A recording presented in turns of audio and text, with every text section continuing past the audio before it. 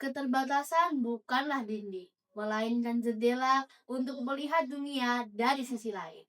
Bersama saya, mari kita mengulas satu buku yang penuh inspirasi.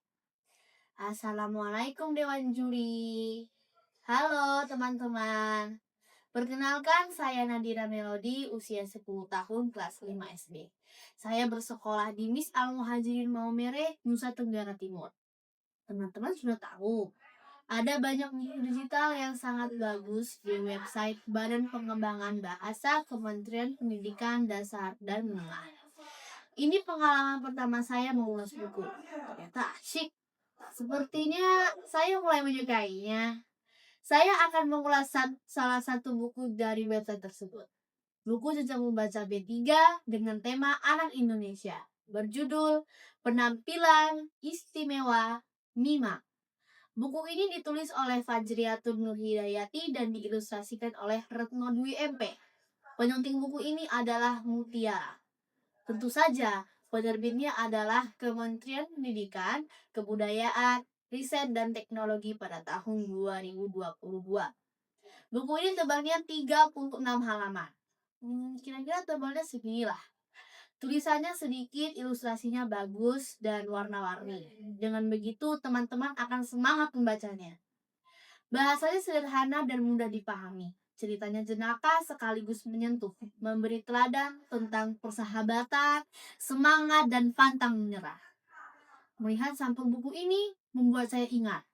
Tadi di sekolah, saya dan teman-teman juga tertawa akrab. Persis seperti teman-teman yang ada di gambar sampul. Mima yang mana ya? Saya tebak. Mima yang paling depan. Gadis berkacamata pink. Ya, tebakan saya benar. Saya bertanya-tanya, kenapa ada anak menggunakan kaki palsu? Kenapa ada anak menggunakan duduk di kursi roda? Apa yang terjadi pada Mima dan teman-temannya? Kemudian saya membaca sekapur sirih, dilanjutkan dengan membuka halaman pertama. Saya melihat ada papan nama sekolah, yaitu Sekolah Inklusi. Latar tepat dalam cerita adalah Sekolah Inklusi Mima dan Panti Asuhan. Tokoh utama dalam buku ini adalah Mima. Ternyata Mima adalah penyandang sindrom Down. Pengertian sindrom Down disebutkan dalam buku ini, yaitu kondisi yang menyebabkan penyandangnya memiliki keterbatasan untuk belajar dan berkembang. Mima peka dan senang menghibur temannya yang sedang sedih. Konflik dalam cerita menurut saya tergolong ringan, jenaka, dan menggemaskan. Konflik bermula ketika ibu guru, yaitu Ibu Nina, mengumumkan rencana kunjungan ke panti asuhan di Hari Anak Nasional. Anak-anak diberi kesempatan untuk tampil menghibur di sana. Semua anak bersemangat, termasuk Mima. Awalnya, Mima bergabung dalam kelompok menari. Tapi gerakannya kacau. Mima menyadarinya. Lalu dia memilih pindah ke kelompok membaca cerita. Wah, ternyata Mima belum lancar membaca. Tidak mungkin ia memaksakan keinginannya. Jadi Mima pindah ke kelompok bernyanyi. Perjuangan Mima belum berakhir. Tapi gak seru kalau saya ceritakan semua. Teman-teman bisa sendiri ya.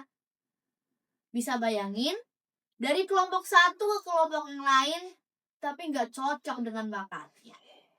Namun, Mima beruntung. Karena di situasi ini, teman-teman menyemangatinya. Oke, bagaimana kelanjutan ceritanya? Apakah Mima berhasil menemukan kelompok yang cocok dengan bakatnya? Saya merekomendasikan teman-teman untuk membaca buku ini.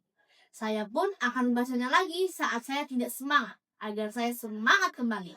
Saya belajar persahabatan dan pantang menyerah dari buku ini. Saya juga belajar menghargai perbedaan bakat manusia. Saya beri nilai 85 dari 100. Keren! Demikian ulasan dari saya, semoga bermanfaat. Saatnya saya pamit undur diri. Terima kasih, sampai jumpa kembali. Wassalamualaikum warahmatullahi wabarakatuh.